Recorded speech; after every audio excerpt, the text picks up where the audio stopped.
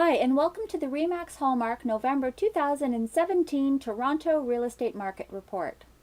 For the first time in almost decades, the Toronto Real Estate Board showed a negative number for the November average sale price year-over-year appreciation rate. I'll comment more on that in this broadcast as we go through the market report. So let's review some of the Toronto Real Estate Board statistics and see what's happened. Sales were down 13.5% for November compared to last year, with 7,374 houses and condominiums changing hands in all the districts. Sales are still high by historical standards, however, if 2016 is excluded from the comparison. Condo, townhouse, and high-rise suites took a 37.5% share of the market, with 2,768 units being sold. The November average sale price for all GTA homes came in at $761,757, and for the first time in many years, 2% lower than last year. If you consider the year-to-date average compared to last year, however, the market is still up 12% overall. The active listing inventory is one of the strongest indicators of how smooth or outrageous the market has been.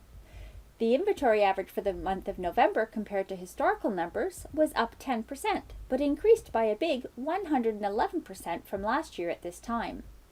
However, this is occurring selectively, with the central core Toronto neighbourhoods still doing very well, while the outer regions, Peel, York, and Durham, are not seeing the same level of activity. The sales to listings, or percent chance of selling ratio, is how we determine what type of market we're actually in. 24 to 28% is a neutral market, below 24% is a buyer's market, and above 28% is a seller's market. In November, that ratio finished at 40.5%, up from October, but down compared to 98% last year, and down from March's 154%. We're now into moderate seller market territory, so sellers may need to adjust their expectations if they want to make a move. The days on market average for Toronto homes was 24 days, 1 day slower than October. So let's look at what's happening in the downtown Toronto condominium market. West of Yonge and south of Bloor in the CO1 Treb district, the average sale price for November was $611,114. That average moved up 23.6% from the same time last year. With 440 condo sales in the month, the numbers were down 6% compared to 2016. There were 574 active listings on the market in November, 16% more than last year. The ratio of sales to listings was 76.7%, which keeps CO1 in extremely busy seller's market territory. The average days on market came in at 11, 1 day faster than last month. Now, east of Yonge and south of Bloor in the CO8 Treb district, the average sale price for November was just over $600,908. That number was up 24.6% compared to 2016. And with 156 condo sales in the month, the numbers were down just 3% from last year. There were 178 active listings on the market in November, down a mere 2% from 2016. The ratio of sales to listings was an incredible 87.6% for the month. That number keeps CO8 solidly in extremely busy seller market territory. The average days on market came in at 19, 1 day slower than last month. Here's a summary of the significant real estate milestones for November 2017, with dramatic changes in some neighborhoods while others are still doing very well. We saw the second highest number of overall sales for the month of November since 2009 at 7,385, and up by a few hundred homes from October. The ratio of sales to listings increased from October's 37.7% to 40.5% in November, a very moderate seller's market. And the average sale price dropped slightly to $761,757. But for the first time was lower by 2% year-to-date compared to 2016 because of higher sales of lower-priced condos. This marked the first time in many years that the Toronto Real Estate Board average sale price had a drop year-over-year.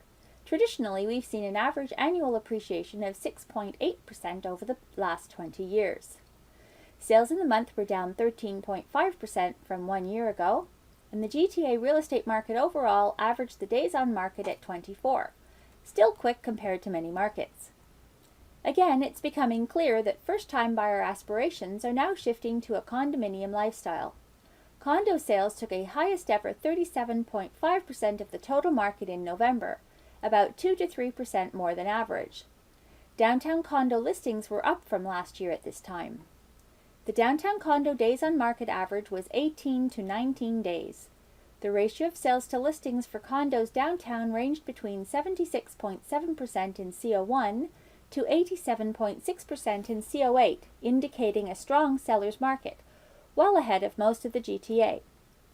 And the average sale price for downtown condominium suites is still up by roughly $120,000 from 2016. Building on this higher demand due to better affordability, condo appreciation in the two main downtown markets averaged 24% year over year. Markets in York Region and other 905 neighborhoods have suffered the most from the market slowdown. Every district is now showing that they're in buyer market territory. Overall, it's a perfect opportunity now in many neighborhoods with the increased inventory for a buyer to find a home they fall in love with and negotiate with the seller one-on-one for a change. This month we're looking at the stats for TREB's sales and average price by home type. Just looking at the numbers for the 416 area, sales and average sale price are down in a significant way for detached homes, while semis are down by much smaller numbers. The 905 numbers for both are larger for the most part. Condo apartments across the GTA have sales down by a modest amount, while prices are up significantly. So what's the best way to make your first baby step into the Toronto or GTA real estate market? Make a call or send an email to your favorite REMAX Hallmark professional and set up a conversation over a coffee to discuss what your buying or selling options going forward might be. Remember to check back here in early January for a December 2017 Toronto real estate market report.